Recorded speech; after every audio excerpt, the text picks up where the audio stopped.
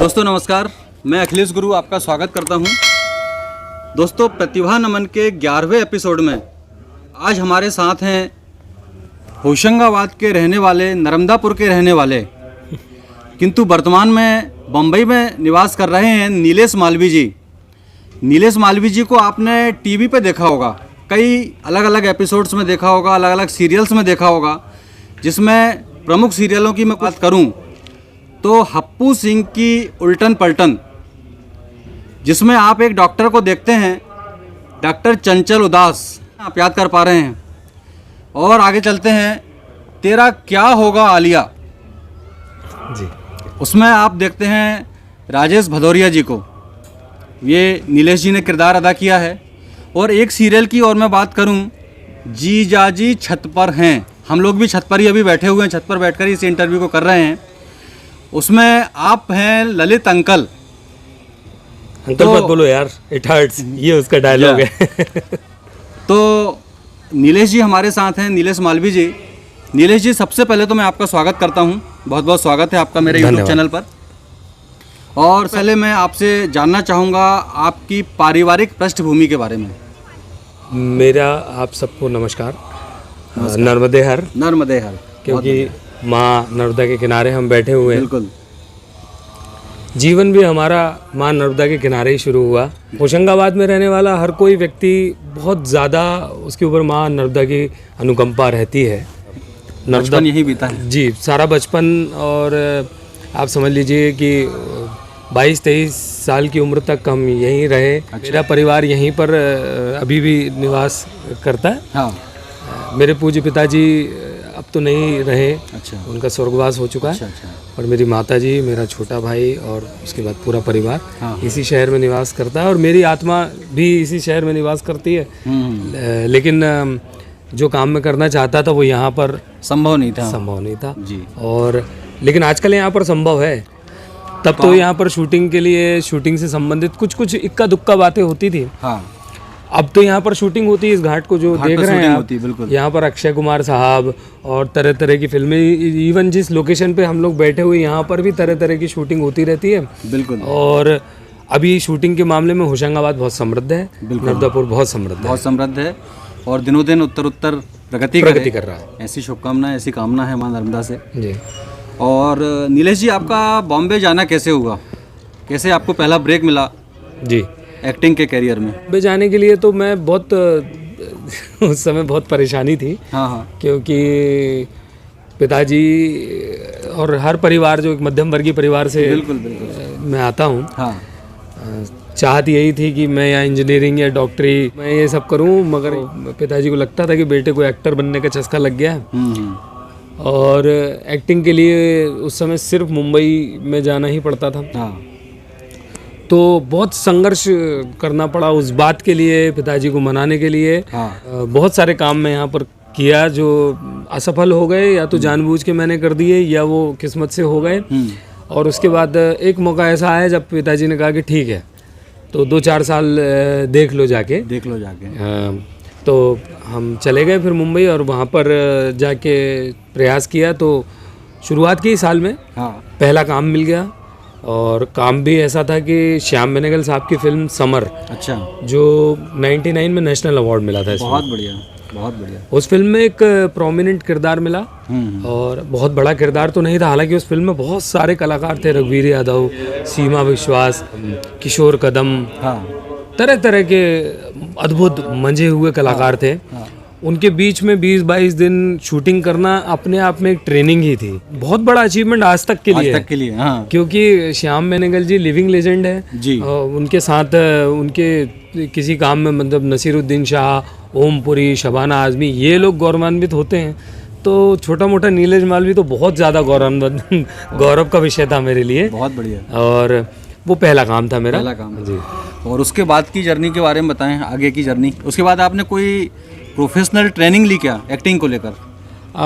मेरे साथ ये बड़ा अच्छा रहा कि प्रोफेशनल ट्रेनिंग वैसे तो मैंने नहीं की। जब यहाँ पर था तो हम लोग नुक्कड़ नाटक वगैरह करते थे। अच्छा। थिएटर करते थे। हाँ। छोटा मोटा। हाँ। उसको बहुत प्रोफेशनल थिएटर तो नहीं बोल सकते, जो भोपाल में होता था या लखनऊ में होता था, उनको देखा था। हाँ, हमारे होशंगाबाद के स्तर के जो भी एक नाटक होते थे, हाँ, बिल्कुल वो हम करते थे और तरह तरह के नाटक भी हम करते थे। अच्छा। हाँ, दूसरे तो वहाँ पर गया, मगर ट्रेनिंग की ज़रूरत होती है बहुत ज़्यादा। मैं जो लोग देख रहे हैं उनको ये बता दूँ हाँ हाँ कि बिना ट्रेनिंग के अगर आप कोई भी चीज़ करते हैं, हाँ चाहे वो ट्रेनिंग प्रोफेशनल हो, पारंपरिक हो, अपारंपरिक हो, मगर ट्रेनिंग की आवश्यकता होती है। बिल्कुल होती है। तो जब मुझे लगा तो मैंने मुंबई में ही सत्यदेव दुबे जी के बहुत बड़े थिएटर के, हिंदुस्तान का नाम है, अच्छा। उनके ग्रुप को ज्वाइन किया और वहाँ पर जो उनकी वर्कशॉप होती थी और जो वो एक्टिंग सिखाते थे,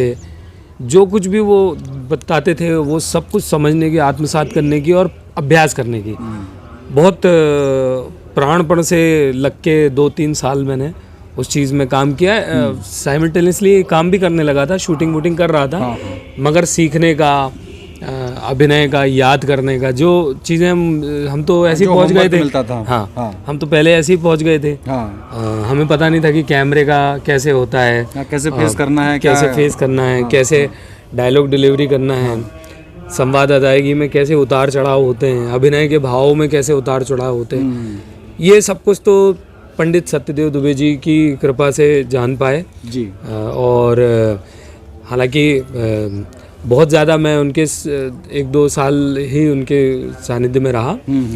मेरे कुछ साथी उनके सानिध्य में काफ़ी लंबे समय तक रहे। अच्छा। और फिर सीरियल वीरियल करने लगा और प्रैक्टिकल नॉलेज मतलब कर करके भी पता चलता गया। लेकिन अगर मुझसे पूछा जाए आज के परिप्रेक्ष्य में, तो मैं यही कहूँगा कि अगर आप ट्रेनिंग करके एक्टिंग करना शुरू करते हैं तो आपके लिए ज़्यादा आसान रहेगा। बहुत बढ़िया। समर के बाद कौन कौन से सीरियल्स में आपने, और भी किसी मूवी में काम किया या टीवी सीरियल्स की तरफ ही आप मुड़ गए थे? नहीं, मेरे लिए टीवी सीरियल, मूवी सभी एक, मुझे अभिनय करने का जहाँ रास्ता मिलता था, जहाँ मौका मिल जाए। तो 2-3 सीरियल किए उस समय। पहले पायलट हुआ करते थे और वो कभी कभी नहीं आ पाते थे। अच्छा। तो वो नहीं आए। मगर फिर जी टीवी उस समय नया नया शुरू हुआ था और उसमें नया ज़माना करके सीरियल था। उसमें भी बड़े अद्भुत कलाकार थे, विजय राज, अश्विनी कलसेकर और करण ओबेरॉय और बहुत सारे बहुत अद्भुत कलाकार थे। उनके साथ काम करने का उसमें मौका मिला और वो कई साल चला सीरियल। तो वो सीरियल की यात्रा शुरू हो गई। उससे पहले भी सीरियल किए, मगर वो सीरियल आए नहीं। अच्छा। मगर नया ज़माना ने सीरियल की दिशा दिखा दी कि भाई ये एक और अभिनय करने का रास्ता है, जिस तरफ जाया जा सके, एक रास्ता है। हाँ, और ये थोड़ा सा ऐसा रास्ता था कि आप काम करते थे बहुत जल्दी पर्दे पर आ जाता था। फिल्मों में काम करते थे तो वो बहुत लंबा समय उसमें लगता है कि 1 साल, 2 साल, 3 साल, और कई बार तो आती ही नहीं है। पर सीरियल में श्योर शॉट था कि जो सीरियल अगर चालू हो चुका है, तो अगर आपने शूटिंग की है तो बहुत ज़्यादा, अगर आप का कुछ दुर्भाग्य रहा तो नहीं आएगा, नहीं तो आता है। बहुत बढ़िया। और अभी आप जो चर्चित हुए हैं, एक तो ललित अंकल के रूप में चर्चित हुए हैं। यार अंकल मत बोलो यार, इट हर्ट्स ऐसा। ये उसमें एक इलायची है, जिनको एक कन्या हैं, जिनको ललित अंकल करते हैं। पसंद करते हैं। और अंकल इसलिए थे क्योंकि वो 11वीं में 11 साल से फेल हो रहे थे। अच्छा। और ये भी 11वां इंटरव्यू है आपका? मेरा 11वां इंटरव्यू। हाँ, तो ये बड़ा 11 का संबंध है कहीं ना कहीं। बिल्कुल। तो वो 11वीं में 11 साल से फेल हो रहे थे और जो इलायची है वो 11वीं में 4 साल से फेल हो रही थी। इसलिए तो वो फेल का कनेक्शन था और वो इलायची उसे नहीं चाहती है। वो जीजाजी को चाहती है। मगर जैसे होशंगाबाद की तासीर या आशिकों की तासीर होती है कि ठीक है अभी, लेकिन मैं बैकअप में रहूं हमेशा। जब वो धोखा देगा, लाइन में हूँ तब मैं हूँ। बिल्कुल। तो वो किरदार बहुत अच्छा लोगों ने पसंद किया। बिल्कुल। और दूसरे किरदार के बारे में बताएं, तेरा क्या होगा आलिया, या कालिया क्या है? तेरा क्या होगा आलिया। हाँ, उसके बारे में बताएं कुछ। अगेन, तेरा क्या होगा आलिया जो है वो एक स्कूल है।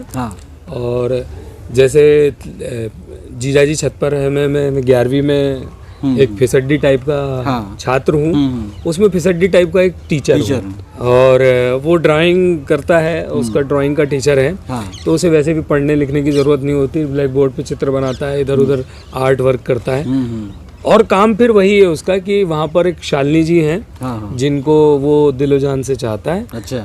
और शालिनी जी को इम्प्रेस नहीं करने, देती हैं। हाँ भाव नहीं देती हैं। शालिनी जी अपने आप में एक अलग तरह की चीज़ है। हाँ। वो भाव दे पाना नहीं दे पाने से अलग, वो कहते हैं ना कि आप उनसे कुछ बात कर रहे हैं और वो कुछ और समझती हैं। अच्छा अच्छा। उनका दिमाग थोड़ा सा अलग स्तर पे बौद्धिक था। हाँ। तो आप उनसे बोल रहे हैं कि एक घड़ी आपको मैं देना चाहता हूँ, बोल रहे हैं नहीं घड़ी तो हमें नहीं चाहिए क्योंकि हमारे पर वो डिटर्जेंट है, दूसरा रखा हुआ है। तो इस तरीके की बात करती थी। अच्छा अच्छा। मगर उसमें भी 1.5-2 साल की मेहनत के बाद उस अकेले सीरियल में मुझे मेरा प्यार मिल जाता है, उनसे शादी हो जाती है। अच्छा अच्छा। हाँ, और शादी के बाद फिर तरह तरीके की प्रॉब्लम्स होती हैं क्योंकि आप जान रहे हैं वो बौद्धिक रूप से बहुत ऊपर थी। और ये राजेश भदौरिया भी कुछ बहुत ज़्यादा बुद्धिमान नहीं है। अच्छा। लेकिन प्रेम का दीवाना ये था जी। बहुत बढ़िया जी। तो एक तो फिसड्डी छात्र से आप फिसड्डी टीचर तक पहुँचे जी। और उसके बाद आप सीधे छलांग लगाकर डॉक्टर हो गए हप्पू की उल्टन। हप्पू की उल्टन पलटन में। तो थोड़ा सा उस कैरेक्टर के बारे में कुछ बताएं दर्शकों को। ये एक अद्भुत किरदार हाँ। मेरे जीवन में घटा बहुत बढ़िया। और ये एक ऐसा किरदार है जिसके लिए मैं श्रेय नहीं लेता, क्योंकि मेरी जो पर्सनालिटी है, मैं जितने भी किरदार किया उनमें कुछ ना कुछ उसका मिला है मुझे। हाँ। अंदर से ढूंढने पर कि मैं उसको थोड़ा सा मॉडिफाई कर सकूं। ये एक ऐसा किरदार था जिसका ना मेरे अंदर कुछ था, क्योंकि ये हंसता ही नहीं। हाँ। और मेरी पर्सनालिटी जो मैं खुद की पाता हूँ, बिना मुस्कुराए में रहता नहीं। ये किरदार एक ऐसा किरदार होता है जो शुरुआत ही करता है राम नाम सत्य है से। क्या बात। और वो कोई व्यक्ति अगर उसके पास, मगर आप जैसे आए कि मेरे पैर में मूंछ है, हाँ। तो वो कहेगा काटना पड़ेगा पैर। अच्छा जी। हाँ। अगर कोई अपनी माता जी को जो हप्पू लेके आता है कि इनकी शुगर बढ़ गई है, तो वो बोलता है क्या करोगे बचा के। अच्छा। थोड़े दिन की मेहमान है। शौक हो जाए सुनते ही कि ये मैं कहाँ आ गया। हाँ हाँ। थोड़े दिन की मेहमान है। हाँ हाँ। जाने दो इनको। अच्छा अच्छा। ऊपर पहुंचेंगी तो सुख रहेगा। यहाँ संसार में तो जो है सब दुखी है। और शूटिंग करते में इसका एक्सपीरियंस ऐसा है कि मैं ये डायलॉग बोलता था और हमारे सब साथी कलाकार इतना जोर जोर के हंस पड़ते थे कि हमको कई बार टेक देने पड़ते थे। हाँ बहुत बढ़िया। मतलब ये बड़ा अद्भुत रहा। और मुझे याद है मैं किसी हॉस्पिटल में गया था मेरी वाइफ के साथ, तो वहाँ पर कुछ महिलाएं आई और मुझे डांटने लगी। अच्छा। यहाँ क्या करने आए आप? डॉक्टर को उल्टी सलाह देने आए हैं क्या? अच्छा। कि मार दीजिए, ये कर दीजिए, वो कर दीजिए। तो मैं काफ़ी मुस्कुराया क्योंकि वो दिल पे लेके बैठी थी कि ये आदमी बड़ा मनूस है, हमेशा मौत की बात करता है। जी बहुत बढ़िया। और उससे पहले 2006-2007 में मेरा एक सीरियल था मोहल्ला मोहब्बत वाला। हाँ। उसमें मुख्य भूमिका में था मैं। हाँ। उसमें 4 लड़के होते हैं और 1 लड़की होती है। जुगल उसमें किरदार था। हाँ।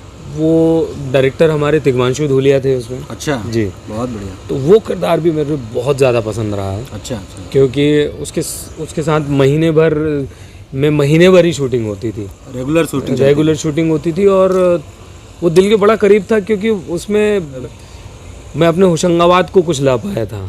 अच्छा अच्छा। उसमें होशंगाबाद का पन में ला सका था, तो मेरे दिल के बहुत करीब रहा। बहुत बढ़िया। बहुत जी। तो होता है जहाँ बचपन बीता है वो मेमोरी तो कभी जाती नहीं है और जाना भी नहीं चाहिए। बिल्कुल। और बचपन बीतता है कई लोगों का, मगर ये देखिए आप नर्मदा माई के सानिध्य में ऐसा बचपन भी बीतना। बिल्कुल। हम स्कूल जाया करते थे। सही बात। यही हमारा स्कूल था, तो कभी कभी बंक मार के अपने बस्तों को यहीं पे लाके और हम कूद जाते थे पानी में। कूद जाया करते थे, वो तो एक बात है। बाकी जब बाढ़ आती थी उस समय कूदने का यहाँ सत्संग भवन से और वहाँ काले महादेव तक लगने का वो एक्सपीरियंस तो एक अद्भुत रहा है। और माँ की ऐसी कृपा हमेशा आज तक और हमेशा तक बनी रहेगी, इसमें कोई दो मत नहीं। क्योंकि हम लोग तो आएंगे जाएंगे, मगर ये माँ तो पहले से शाश्वत है, सनातन है और बाद तक रहेंगी, रहने वाली हमेशा। नाम रता तेन नर्मदा, क्या कभी ना मरे वो नर्मदा है। क्या बात है। तो नीलेश जी, आपकी हॉबीज के बारे में बताएं आप मुझे। मेरी हॉबीज़ में देखिए, मुझे पढ़ना लिखना बहुत पसंद रहा है। किताबों का शौक़ रहा है। कविताएं बोलना मुझे बहुत पसंद रहा है। बहुत बढ़िया। बहुत ज़्यादा। हिंदी साहित्य की, उर्दू की गज़लें, अच्छा, नज़में, और ये सब बाद में इस फील्ड में मेरे काम आया। हाँ। बचपन में थोड़ी बहुत पेंटिंग वेंटिंग भी करते थे हम लोग, स्केचिंग भी करते थे। कला की तरफ आपका रुझान शुरू से रहा है, साहित्य कह लें, संगीत कह लें, कला कह लें। हाँ, संगीत में भी मुझे बड़ा शौक रहा। मैं बचपन में बैंजो बजाने की कोशिश करता था। अच्छा। फिर हारमोनियम बजा लेता हूँ थोड़ा बहुत।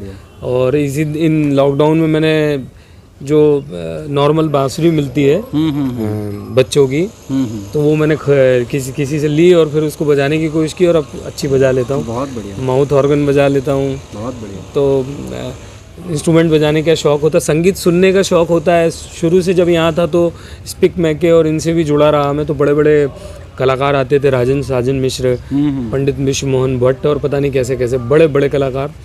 क्लासिकल, माइकल जैक्सन मुझे बहुत पसंद रहा क्योंकि मैं डांस करता रहा हूँ। देखा एक डांस मैंने आपका क्लिप देखी है। हाँ, मैं ब्रेक डांस बहुत करता था। मैं अपने आप को एक पुराना ब्रेक डांसर मानता हूँ और अभी वो बीच में वो कला खो गई थी।